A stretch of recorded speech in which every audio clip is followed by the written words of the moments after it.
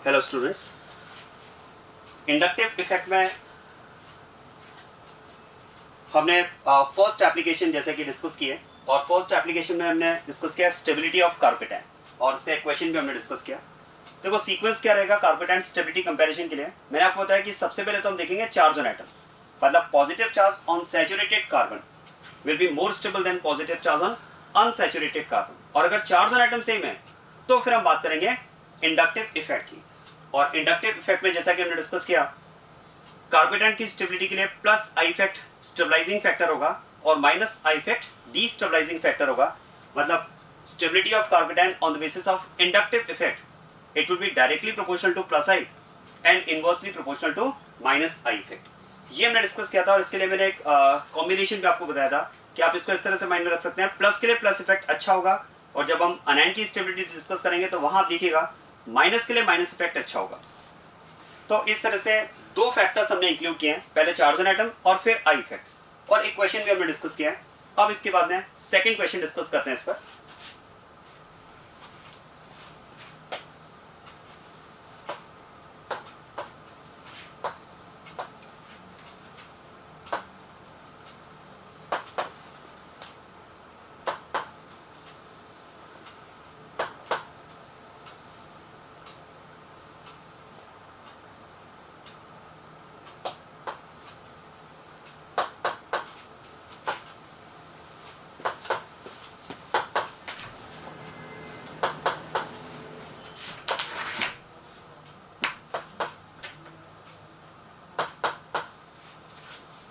इन कार्बेटेंट्स का अगर आप स्टेबिलिटी कंपैरिजन करते हैं तो देखो सबसे पहले तो हमें देखना होता है चार्ज ऑन एटम। अब चार्ज ऑन एटम की अगर बात की जाए तो that is same in all the three carbocations. तो उसके बाद में अब कंपैरिजन का बेसिस हम क्या लेंगे इंडक्टिव इफेक्ट। और इंडक्टिव इफेक्ट की अगर बात की जाए तो आप देखो पॉजिटिवली चार्ज कार्बन की अगर हम बात करें तो फर्स्ट कैटायन में पॉजिटिवली चार्ज कार्बन से ये थ्री मिथाइल ग्रुप्स बॉन्डेड हैं जिनका प्लस आई इफेक्ट इस कार्बेटाइन के लिए ऑपरेट होता। मतलब हम ये कह सकते हैं कि यहाँ पर इस कार्बेटाइन के लिए थ्री डायरेक्शन से प्लस आई इफेक्ट यहाँ पर ऑपरेट हो रहा है। इस केस में अगर बात की जाए तो एक तो हाइड्रोजन है, हाइड्रोजन का कोई आई इफेक्ट नहीं होगा। टू मिथाइल ग्रुप्स जो कैटायन से बॉन्डेड हैं इनका प्लस आई इफेक्ट हम इस कार्बेटाइन के लिए कंसीडर करेंगे। तो इन टू मिथाइल ग्रुप्स का प्लस आई इफेक्ट मतलब इसमें दो डायरेक्शन से प्लस आई इफेक्ट इस कैटायन को मिलेगा। और यहाँ पर अगर बात की जाए तो इन हाइड्रोजन का तो कोई आई इफेक्ट होगा नहीं। मिथाइल ग्रुप की अगर बात की जाए तो इसका प्लस आई इफेक्ट होगा और वो यहाँ पर रिलीजिंग इफेक्ट शो करके इस कैटायन की स्टेबिलिटी को बढ़ाएगा। अब जैसे कि हमने डिस्कस किया प्लस के लिए प्लस इफेक्ट अच्छा है तो फिर तो प्लस इफेक्ट जितना ज्यादा होगा कैटायन की स्टेबिलिटी उतनी ज्यादा होगी। और इन थ्री में अगर बात की जाए तो मैक्सिमम प्लस आई इफेक्ट कहां पर ऑपरेट हो रहा है फर्स्ट में, क्योंकि यहाँ पर थ्री ग्रुप से प्लस आई इफेक्ट ऑपरेट हो रहा है या हम कह सकते हैं थ्री डायरेक्शन से प्लस आई इफेक्ट ऑपरेट हो रहा है। तो फिर तो इस केस में अगर बात की जाए तो in the stability of these carbocations first is most stable than second and then third. यहाँ पर अगर बात की जाए तो थ्री ग्रुप्स का प्लस आई इफेक्ट है, इस केस में टू ग्रुप्स का प्लस आई इफेक्ट है और यहां पर एक ही ग्रुप का प्लस आई इफेक्ट है। And more the plus I effect more will be the stability of carbocation. Plus के लिए प्लस अच्छा होगा तो जितना प्लस इफेक्ट ज्यादा होगा कैटायन के लिए उतना ही अच्छा होगा, उसकी स्टेबिलिटी को उतना ज्यादा इंक्रीज करेगा। Next question.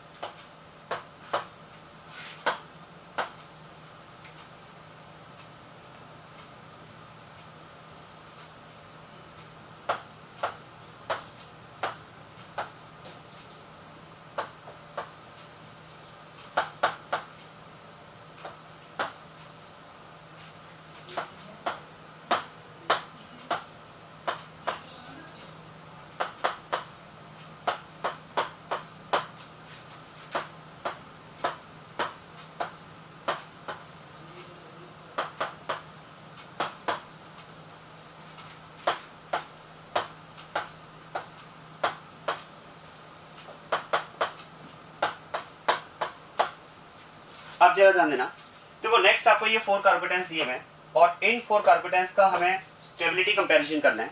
तो अब जरा आप ध्यान दें, देखो इन कैटायन्स की स्टेबिलिटी में अगर आप देखेंगे तो सबसे पहले चार्ज ऑन एटम सब में सेम है, सब में पॉजिटिव चार्ज सैचुरेटेड कार्बन पर है और चार्ज ऑन एटम अगर सेम है तो अब कंपैरिजन का बेसिस क्या हो जाएगा इसमें इंडक्टिव इफेक्ट। और ध्यान देना देखो इन फोर कार्बेटाइन्स की अगर बात की जाए तो these are comparable molecules. Comparable in the sense यहाँ पर हम बात कर सकते हैं इन कैटायन में कुछ पार्ट यहाँ पर सब में कॉमन है। जैसे आप देखो ये जो 5 कार्बन एटम्स की रिंग है विद CH2 पॉजिटिव, आप ये कह सकते हैं it is common to all.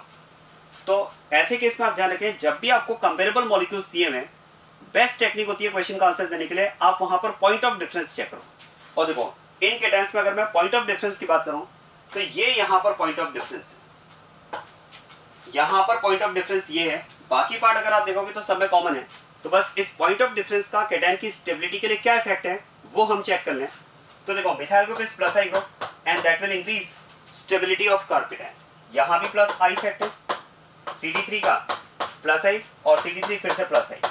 अब देखो सब में प्लस आई इफेक्ट ऑपरेट हो रहा है, मतलब सब में केटायन की स्टेबिलिटी को इंक्रीज करने वाला फैक्टर है। अब क्योंकि सब में प्लस आई है तो फिर हमें देखना होगा कि कहां पर प्लस आई ज्यादा और कहां पर प्लस आई कम है। और जब आप दो मॉलिक्यूल में आप आई इफेक्ट को कंपेयर करते हैं तो याद करो कंपैरिजन के लिए एक फैक्टर्स का सीक्वेंस मैंने आपको बताया था। सबसे पहले हम चेक करते हैं distance. For the same distance comparison will be based on number and for the same distance and number comparison is based on power. तो पहले हम यहाँ पर डिस्टेंस के बेसिस पर कंपैरिजन करेंगे और डिस्टेंस के बेसिस पर अगर बात की जाए तो ध्यान देना, यहाँ पर अगर आप देखेंगे तो ये प्लस आई ग्रुप, ऐसा करते हैं पॉजिटिवली चार्ज कार्बन को इसमें नंबर 1 मार्क कर लेते हैं। इसे अगर मैं नंबर 1 मार्क करता हूँ तो यहाँ पर हम बात कर सकते हैं प्लस आई ग्रुप जो है वो थर्ड पोजीशन पर है। इस केस में प्लस आई ग्रुप कहाँ पर है, थर्ड पोजीशन पर है। इसी तरह से इसे नंबर 1 मार्क करते हुए अगर हम प्लस आई ग्रुप की पोजीशन की बात करें तो यहाँ पर plus I group fourth position पर है। इस केस में भी अगर बात की जाए तो plus I group fourth position पर है और यहाँ पर अगर बात की जाए तो plus I group third position पर है। तो फिर तो हम बात कर सकते हैं कि फर्स्ट एंड फोर्थ में प्लस आई ग्रुप की डिस्टेंस सेम है और ये प्लस आई ग्रुप सेकंड और थर्ड में प्रेजेंट प्लस आई ग्रुप के कंपैरिजन में क्लोज हैं, क्योंकि इनमें ये थर्ड पोजीशन पर है और यहाँ पर फोर्थ पोजीशन पर है।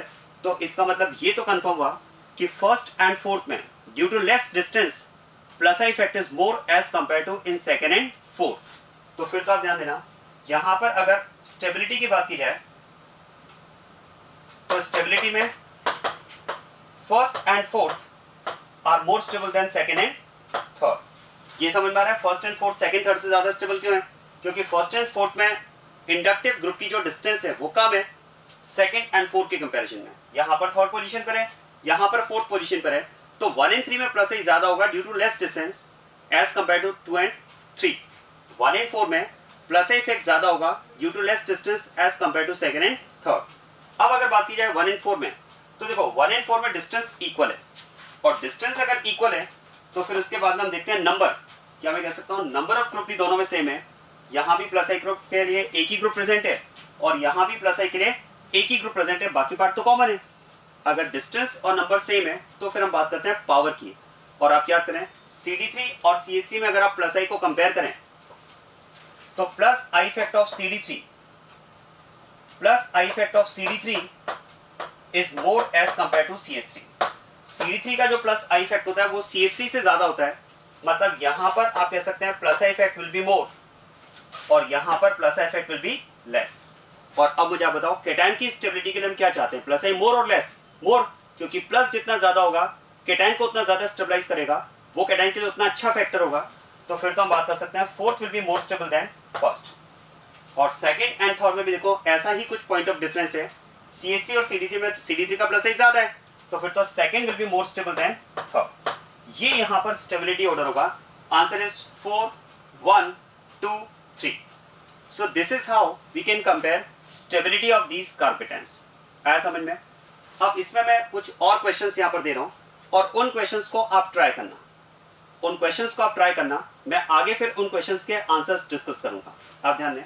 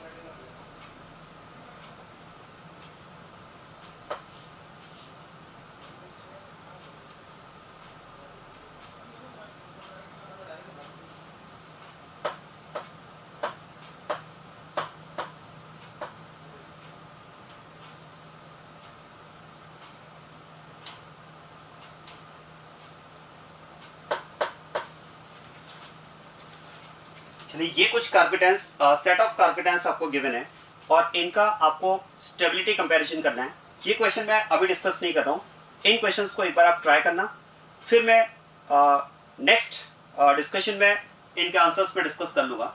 देखो इसमें क्वेश्चन नंबर 6 में क्या करना है वो मैं आपको बताता हूँ।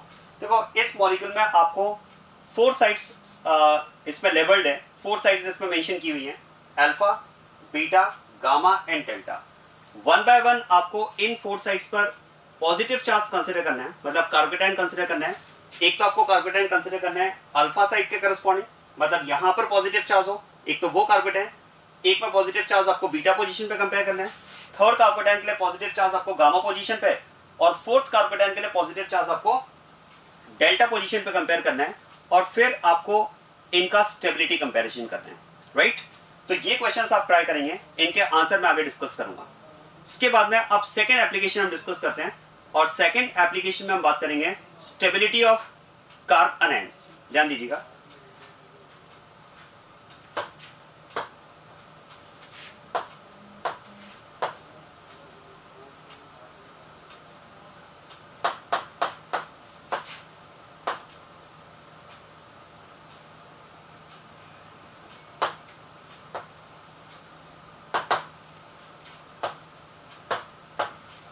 आप ध्यान देना, कार्बोनेट का स्टेबिलिटी कंपैरिजन अगर आपको करना है तो कंपैरिजन का सीक्वेंस बिल्कुल वैसे ही होगा, बेसिस वही होगा जो हमने कार्बेटाइन के लिए डिस्कस किया है।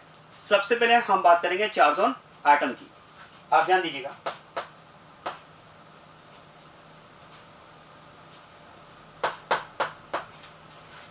अगर आपके पास जो कार्बेटाइन्स गिवन है उनमें अगर पॉइंट ऑफ डिफरेंस ये है, negative charge is on saturated carbon and negative charge is on unsaturated carbon. ये अगर आपको 2 कार्बोनेट्स दिए हुए हैं और इन कार्बोनेट्स का अगर आपको स्टेबिलिटी कंपैरिजन करना है तो जैसे कि हमने डिस्कस किया, देखो positive charge on saturated carbon is more stable then on unsaturated carbon. Carbonate की अगर बात की जाए तो यहां पर ये ऑर्डर रिवर्स हो जाएगा। अब इस केस में हम बात करेंगे negative charge on unsaturated carbon will be more stable then on saturated carbon. ऐसा क्यों? क्या मैं कह सकता हूं अनसैचुरेटेड कार्बन की EN ज्यादा होगी, और EN अगर ज्यादा होगी तो फिर तो हम बात कर सकते हैं मोर EN पर नेगेटिव चार्ज ज्यादा स्टेबल होगा, क्योंकि देखो EN जितनी ज्यादा होगी आप कह सकते हैं उस एटम में इलेक्ट्रॉन्स को रिटेन करने की टेंडेंसी इतनी ज्यादा होगी, वो उन इलेक्ट्रॉन्स को अपने पास उतना आसानी से अच्छे से होल्ड करके रखेगा, और इलेक्ट्रॉन्स को वो जितना अच्छे से होल्ड करके रखेगा उसका रिएक्शन में पार्टिसिपेशन कम होगा। रिएक्शन में अगर पार्टिसिपेशन कम होगा मतलब रिएक्टिविटी कम होगी, रिएक्टिविटी कम होगी मतलब स्टेबिलिटी ज्यादा होगी। तो मोर EN पर नेगेटिव चार्ज मोर स्टेबल होगा। सबसे पहले कंपैरिजन का बेसिस हम क्या लेंगे? Charge on atom. उसके बाद में चार्ज ऑन एटम अगर सेम है तो फिर हम बात करेंगे stability on the basis of I effect. और अब आप ध्यान देना, सेकंड अगर बात की जाए एप्लीकेशन की, तो सेकंड में हम कंपैरिजन का बेसिस यहां पर लेंगे आई इफेक्ट। लेकिन आई इफेक्ट के बेसिस पर कंपैरिजन की बात तब होगी जब पहले चार्ज ऑन एटम सेम हो। अब हम मानकर चल रहे हैं कि आपको 2 कार्बोनेट ऐसे दिए हुए जिनमें दोनों में चार्ज ऑन एटम सेम है, और चार्ज ऑन एटम अगर सेम है तो अब कंपैरिजन का बेसिस यहाँ पर आई इफेक्ट होगा। और आई इफेक्ट की अगर बात की जाए तो ध्यान देना, देखो आप इसको ऐसे समझें, अगर मुझे इस अनायन की स्टेबिलिटी को बढ़ाना है, ध्यान देना, अगर मुझे इस अनायन की स्टेबिलिटी को बढ़ाना है तो स्टेबिलिटी को बढ़ाने के लिए क्या किया जाए? आसान है, देखो आप इसके चार्ज को कम कर दो, क्योंकि चार्ज्ड कार्बन की अगर बात की जाए तो चार्ज्ड कार्बन के कंपैरिजन में न्यूट्रल कार्बन ज्यादा स्टेबल होगा। फिर तो हम कह सकते हैं कि चार्ज्ड कार्बन का चार्ज जितना कम होगा, जितना उसका चार्ज कम होता जाएगा स्टेबिलिटी उतनी बढ़ती जाएगी। तो देखो ये तो हमने इससे पहले भी डिस्कस किया। अगर बात की जाए स्टेबिलिटी की, stability is inversely proportional to charge, चाहे वो चार्ज नेगेटिव हो चाहे चार्ज पॉजिटिव हो। अगर आपको एक चार्ज्ड कार्बन को स्टेबलाइज करना है तो आप उसके चार्ज को कम कर दो, जितना आप उसका चार्ज कम करेंगे उतना वो कार्बोनेट, उतना वो आयन ज्यादा स्टेबल होता जाएगा। तो यहां पर हम बात कर सकते हैं stability will be inversely proportional to charge. इसका मतलब ये हुआ कि अगर मुझे इस कार्बोनेट को स्टेबलाइज करना है तो मुझे इसके चार्ज को कम करना होगा, और अगर मुझे इसके चार्ज को कम करना है तो बताओ चार्ज को कम करने के लिए इसे इलेक्ट्रॉन दिए जाएं या इसमें से इलेक्ट्रॉन विड्रॉ किए जाएं। देखो चार्ज नेगेटिव है, और नेगेटिव चार्ज क्या इंडिकेट करता है? Negative charge indicates excess of electron cloud. Negative charge यहाँ पर क्या इंडिकेट कर रहा है? एक्स्ट्रा इलेक्ट्रॉन डेंसिटी को इंक्रीज कर रहा है, एक्सेस ऑफ इलेक्ट्रॉन क्लाउड को इंक्रीज करता है, तो फिर तो हम कह सकते हैं कि अगर इस कार्बन के पास एक्सेस ऑफ इलेक्ट्रॉन क्लाउड है तो फिर तो हमें इलेक्ट्रॉन्स को निकालना होगा, विथड्रॉ करना होगा इसके चार्ज को डिक्रीज करने के लिए। तो अगर हमें इसका चार्ज डिक्रीज करना है तो हमें इलेक्ट्रॉन्स को इसमें से विथड्रॉ करना होगा, और अगर हमें इलेक्ट्रॉन्स को विथड्रॉ करना है तो किसकी हेल्प ली जाए, प्लस आई ग्रुप की या माइनस आई ग्रुप की? आंसर है माइनस आई ग्रुप, क्योंकि माइनस आई ग्रुप इलेक्ट्रॉन विथड्रॉइंग होता है। तो इसका मतलब ये हुआ कि अगर इस नेगेटिवली चार्ज कार्बन पर किसी ग्रुप का माइनस आई इफेक्ट ऑपरेट होता है तो माइनस आई इफेक्ट क्या करेगा, by withdrawing electrons will decrease charge on carbon, और अगर इसका चार्ज डिक्रीज हुआ तो स्टेबिलिटी इंक्रीज हो जाएगी। मतलब यहां पर हम बात कर सकते हैं directly proportional to minus I effect. Stability of carbon and will be directly proportional to minus I effect. जबकि इसका अगर रिवर्स इफेक्ट हम देखें प्लस आई, तो अगर इस कार्बन एंड पर प्लस आई इफेक्ट ऑपरेट होता है तो plus I group electron releasing group होता है, and bye releasing electrons it will increase electron density on carbon. देखो ये कार्बन ऑलरेडी इलेक्ट्रॉन डेंस है, अगर इस पर कोई प्लस आई ग्रुप हुआ तो प्लस आई ग्रुप क्या करेगा और इसको इलेक्ट्रॉन देगा तो इसकी इलेक्ट्रॉन डेंसिटी तो और बढ़ेगी, मतलब नेगेटिव चार्ज बढ़ेगा, और चार्ज अगर बढ़ेगा तो फिर तो इसकी स्टेबिलिटी कम हो जाएगी। मतलब यहां पर हम बात कर सकते हैं inversely proportional to plus I effect. तो अब आप देख पा रहे हैं, देखो कि यहां पर अगर बात की जाए तो नेगेटिव चार्ज के लिए नेगेटिव इफेक्ट अच्छा होगा, माइनस के लिए माइनस इफेक्ट अच्छा है, जबकि हमने कार्बोकेटाइन में डिस्कस किया था प्लस के लिए प्लस इफेक्ट अच्छा होता है। तो इस तरह से हम बात कर सकते हैं कि कार्बोनेट की stability will be directly proportional to minus I और inversely proportional to plus I. लेकिन फिर से वही पॉइंट है, देखो कि प्लस आई और माइनस आई के बेसिस पर कंपैरिजन करने से पहले आपको ये देखना होगा कि चार्ज ऑन एटम कैसा है। अगर चार्ज ऑन एटम डिफरेंट है, डिफरेंट टाइप के एटम्स पर अगर चार्ज है, तो पहले कंपैरिजन का बेसिस आपको चार्ज ऑन एटम लेना होगा। क्लियर बात ये?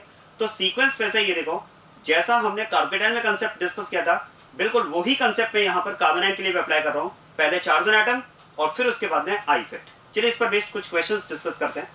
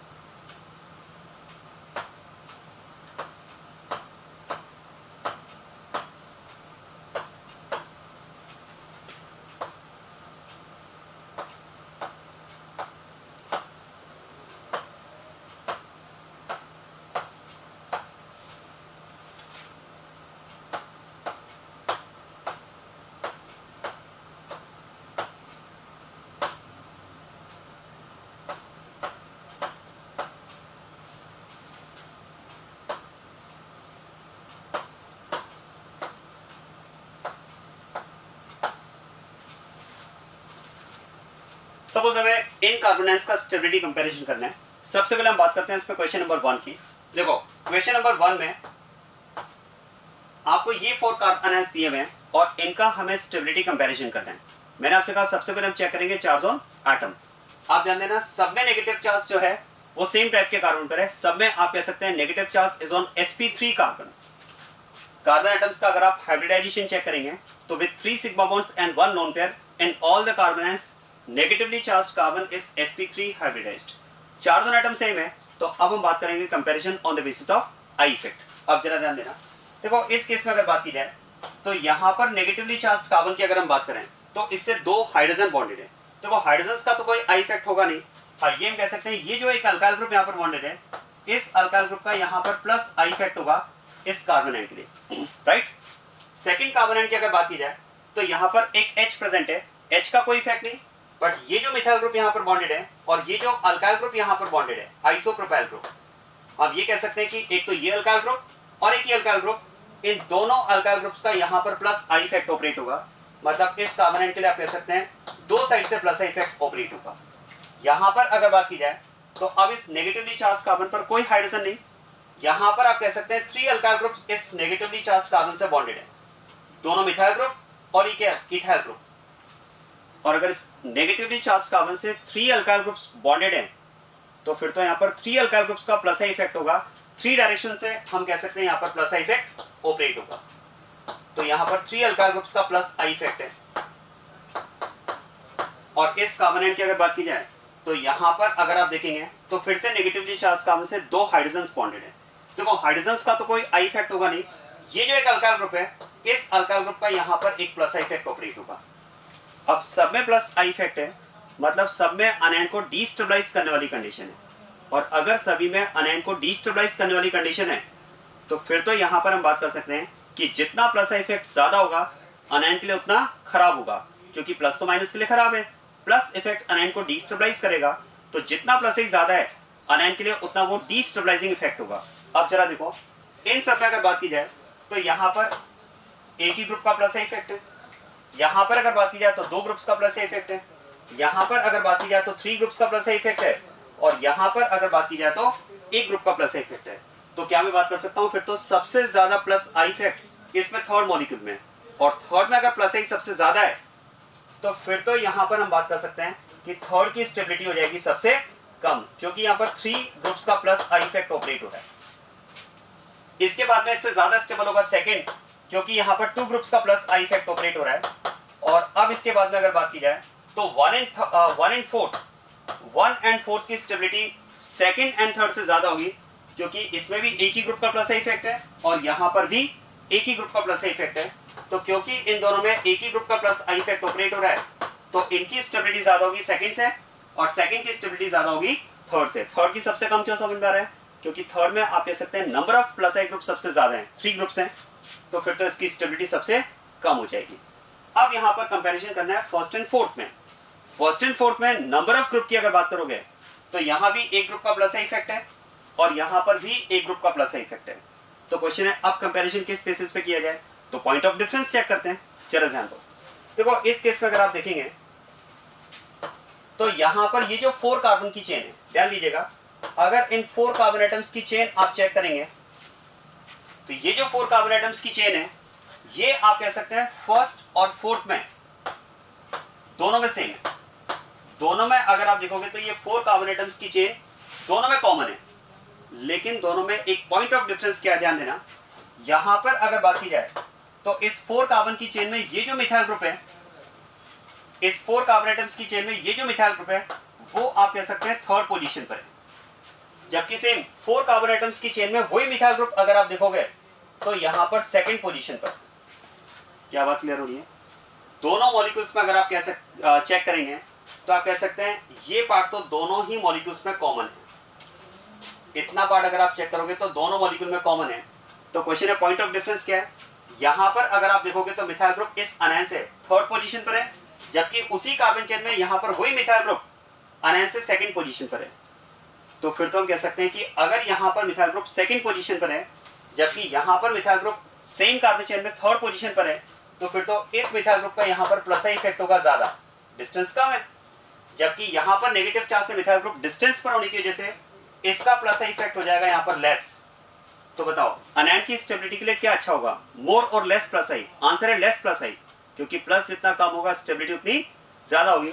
तो फिर तो हम बात कर सकते हैं first will be more stable then fourth. तो यहां पर 1 एंड 4 में अगर बात की जाए तो first is more stable then fourth. Answer हो जाएगा 1, 4, 2 एंड 3। तो ये यहां पर इन अनायंस का स्टेबिलिटी ऑर्डर होगा। क्लियर बात ये? नेक्स्ट क्वेश्चन में आप देखो, अगर आप इन 4 अनायंस का स्टेबिलिटी कंपैरिजन कर रहे हैं तो ध्यान दीजिएगा, इन 4 अनायंस के लिए हम कह सकते हैं these are comparable molecules.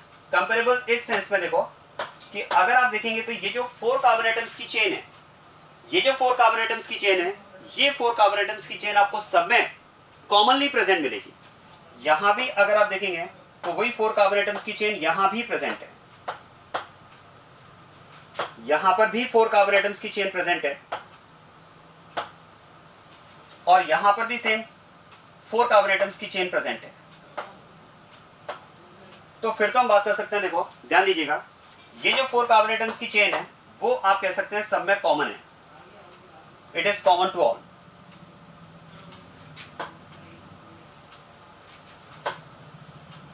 This chain of 4 carbon atoms is common to all. तो अब देखो मैंने आपसे क्या कहा, कंपेरेबल मॉलिक्यूल्स में जब आप कॉमन पार्ट को अलग कर लेते हैं तो पॉइंट ऑफ डिफरेंस आपको बहुत ही आसानी से समझ में आएगा, और उस पॉइंट ऑफ डिफरेंस के बेसिस पर आप आसानी से क्वेश्चन का आंसर दे पाएंगे। तो जरा देखो, यहां पर अब हम कह सकते हैं इस क्लोरीन का माइनस आई इफेक्ट ऑपरेट होगा। यहां पर अगर बात की जाए 2 आयोडीन है, तो यहां पर इस आयोडीन का भी माइनस आई इफेक्ट होगा और इस आयोडीन का भी यहां पर माइनस आई इफेक्ट ऑपरेट होगा। यहां पर नाइट्रो ग्रुप है, ये भी माइनस आई इफेक्ट, और फिनाइल ग्रुप ये भी माइनस आई इफेक्ट। तो यहां पर अगर आप देखेंगे तो सभी में माइनस आई इफेक्ट ऑपरेट हो रहा है, और सभी में अगर माइनस आई इफेक्ट ऑपरेट हो रहा है तो फिर तो आप ध्यान देना, सब में आप कह सकते हैं अनायन को स्टेबलाइज करने वाला फैक्टर है। और अगर अनायन को स्टेबलाइज करने वाला फैक्टर है तो फिर तो यहां पर आपको दिखना होगा कि कहां पर माइनस आई ज्यादा, कहां पर माइनस आई कम है, क्योंकि जहां माइनस आई ज्यादा होगा, या आप कह सकते हैं माइनस आई जितना ज्यादा होगा अनायन की स्टेबिलिटी के लिए वो उतना अच्छा होगा, अनायन उतना ज्यादा स्टेबल होगा। अब सब में अगर आपको माइनस आई को कंपेयर करना है तो कंपैरिजन में सबसे पहले हम देखेंगे डिस्टेंस। आप ध्यान देना, यहां पर अगर बात की जाए तो माइनस आई ग्रुप की जो डिस्टेंस है वो 3rd है, यहां पर माइनस आई ग्रुप 3rd पोजीशन पर है। इस केस में अगर माइनस आई ग्रुप की बात की जाए तो यहां भी माइनस आई ग्रुप 3rd पोजीशन पर है, यहां पर भी माइनस आई ग्रुप 3rd पोजीशन पर है। इस केस में अगर बात की जाए तो यहां पर माइनस आई ग्रुप 4th पोजीशन पर है। ध्यान देना, ये जो नाइट्रो ग्रुप है, यहां पर ये नाइट्रो ग्रुप आप देख सकते हैं, यहां पर आप कह सकते हैं कि ये नाइट्रो ग्रुप 4th पोजीशन पर है, it is present on 4th position. और यहां पर फिनाइल ग्रुप की अगर बात की जाए तो फिर से ये 3rd पोजीशन पर प्रेजेंट है। तो इसका मतलब आप देखो, माइनस आई ग्रुप की अगर मैं डिस्टेंस की बात करूं नेगेटिवली चार्ज्ड कार्बन से, तो वो 1st, 2nd और 4th में सेम है, 3rd पोजीशन, जबकि 3rd में ये 4th पोजीशन पर है। मतलब आप कह सकते हैं 3rd में माइनस आई ग्रुप की डिस्टेंस ज्यादा है, और माइनस आई ग्रुप की अगर डिस्टेंस ज्यादा है तो फिर तो यहां पर माइनस आई इफेक्ट हो जाएगा सबसे कम। इस केस में आप कह सकते हैं minus I effect is minimum. और अगर 3rd में डिस्टेंस ज्यादा होने की वजह से माइनस आई इफेक्ट अगर मिनिमम है तो फिर तो हम कह सकते हैं इस कार्बन की स्टेबिलिटी सबसे कम हो जाएगी। तो इन 4 में अगर बात की जाए तो 3rd is least stable. 3rd सबसे कम स्टेबल क्यों समझ आ रहा है, क्योंकि यहां पर माइनस आई ग्रुप 4th पोजीशन पर है, जबकि 1st, 2nd और 4th में माइनस आई ग्रुप 3rd पोजीशन पर है। तो इसमें माइनस आई ग्रुप दूर हुआ, और माइनस आई ग्रुप अगर डिस्टेंस पर है तो माइनस आई कम होगा। माइनस आई अगर कम होगा तो फिर तो अनायन की स्टेबिलिटी कम हो जाएगी, क्योंकि अनायन के लिए तो माइनस आई जितना ज्यादा होगा उतना अच्छा होगा। तो इसलिए 3rd को तो किया जाए इसमें सबसे लास्ट में, इसके लिए हमने 3rd को सबसे लास्ट में किया है। अब जरा देखो, 1st, 2nd एंड 4th में अगर बात की जाए तो तीनों में डिस्टेंस इक्वल है। डिस्टेंस अगर इक्वल है तो फिर कंपैरिजन का बेसिस होता है नंबर। ध्यान देना, यहां पर एक ही group minus I effect show कर रहा है, यहां पर एक ही ग्रुप का माइनस आई इफेक्ट है। यहां पर अगर आप देखेंगे तो 2 ग्रुप्स का माइनस आई इफेक्ट है, 2 आयोडीन प्रेजेंट है तो 2 ग्रुप्स का माइनस आई इफेक्ट है। और यहां पर अगर बात की जाए तो एक ही क्लोरीन प्रेजेंट है, एक ही ग्रुप का माइनस आई है। तो फिर तो हम कह सकते हैं on the basis of number 2nd में माइनस आई इफेक्ट सबसे ज्यादा होगा, क्योंकि इसमें 2 ग्रुप्स का माइनस आई इफेक्ट है। और अगर 2nd में माइनस आई इफेक्ट मैक्सिमम है, अगर यहां पर माइनस आई इफेक्ट मैक्सिमम है तो फिर तो इस अनायन की स्टेबिलिटी भी मैक्सिमम हो जाएगी। तो 2nd को किया जाए सबसे आगे, ठीक है, 2nd सबसे आगे और 3rd सबसे पीछे। 2nd सबसे आगे और 3rd सबसे पीछे। 2nd सबसे आगे क्यों समझ में आ रहा है, क्योंकि यहां पर माइनस आई इफेक्ट मैक्सिमम है। और 3rd सबसे पीछे क्यों, क्योंकि यहां पर माइनस आई इफेक्ट मिनिमम है। और मिनिमम क्यों है, क्योंकि इसमें माइनस आई ग्रुप सबसे ज्यादा डिस्टेंस में प्रेजेंट है। अब बचता है हमारे पास 1st एंड 4th। देखो 1st एंड 4th में अगर आप डिस्टेंस चेक करोगे सेम, दोनों में माइनस आई ग्रुप 3rd पोजीशन पर है। नंबर ऑफ ग्रुप की बात करोगे सेम, यहां भी एक ही माइनस आई ग्रुप है, यहां भी एक ही माइनस आई ग्रुप है। And now for the same distance and number comparison will be based on power. और पावर की अगर बात की जाए तो बोलो किसका माइनस आई ज्यादा होगा, क्लोरीन का या फिनाइल का। तो क्लोरीन का माइनस आई इफेक्ट ज्यादा होता है फिनाइल से, या तो माइनस आई सीरीज में। तो फिर तो यहां पर आप कह सकते हैं minus I effect of chlorine will be more and minus I effect of phenyl group will be less. और अनायन की स्टेबिलिटी के लिए हम क्या चाहते हैं, मोर और लेस माइनस आई, मोर माइनस आई। तो फिर तो 1st will be more stable then 4th। तो इस क्वेश्चन में आंसर हो जाएगा 2 1 4 3। 2nd सबसे आगे, उसके बाद में फर्स्ट, फिर इसके बाद में आ जाएगा फोर्थ और थर्ड आ जाएगा सबसे लास्ट में। तो इस तरह से आपको कार्बोनाइन का स्टेबिलिटी कंपैरिजन करना है। और क्वेश्चन की बात करते हैं।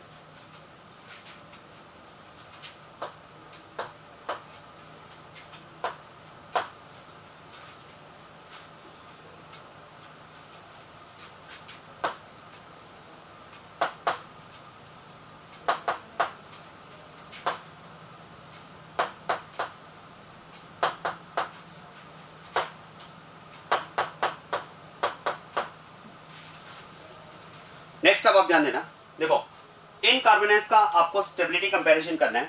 और अगर इन 3 कार्बोनाइड्स में स्टेबिलिटी कंपैरिजन की बात की जाए तो जैसा कि हमने डिस्कस किया, सबसे पहले हम देखते हैं चार्ज ऑन एटम। और अब आप ध्यान देना, इन सब में अगर बात की जाए तो चार्ज ऑन एटम डिफरेंट है। कैसे, आप देखो यहां पर अगर बात की जाए तो फर्स्ट में नेगेटिव चार्ज जिस कार्बन पर है उसका हाइब्रिडाइजेशन अगर आप चेक करेंगे तो it is on sp3 carbon. Carbon के पास 3 सिग्मा बॉन्ड्स और एक लोन पेयर है, तो यहाँ पर कार्बन का हाइब्रिडाइजेशन sp3 है। यहाँ पर अगर बात की जाए तो कार्बन sp2 हाइब्रिडाइज्ड है और इस केस में कार्बन जो है वो sp हाइब्रिडाइज्ड है। और जैसा कि हमने डिस्कस किया, मोर En पर नेगेटिव चार्ज मोर स्टेबल होता है, तो फिर तो यहाँ पर अगर बात की जाए तो कार्बोनाइट की स्टेबिलिटी सबसे ज्यादा किस केस में होगी, थर्ड में, क्योंकि इस केस में परसेंटेज s कैरेक्टर ज्यादा है और परसेंटेज s कैरेक्टर ज्यादा है तो इसकी En सबसे ज्यादा होगी और En अगर सबसे ज्यादा है तो मोर En पर नेगेटिव चार्ज मोर स्टेबल। तो आंसर हो जाएगा इसमें 3, 2, 1। और ये क्वेश्चन आप याद रखिएगा, ये क्वेश्चन इंपॉर्टेंट है, इट इज इंपॉर्टेंट क्वेश्चन। तो इस तरह से आपको कार्बोनेट का स्टेबिलिटी कंपैरिजन करना होगा। अब मैं इसमें भी मैं आपको कुछ क्वेश्चंस दे रहा हूं, उन क्वेश्चंस को आप ट्राई करना, उन क्वेश्चन के आंसर्स भी हम आगे डिस्कस करेंगे।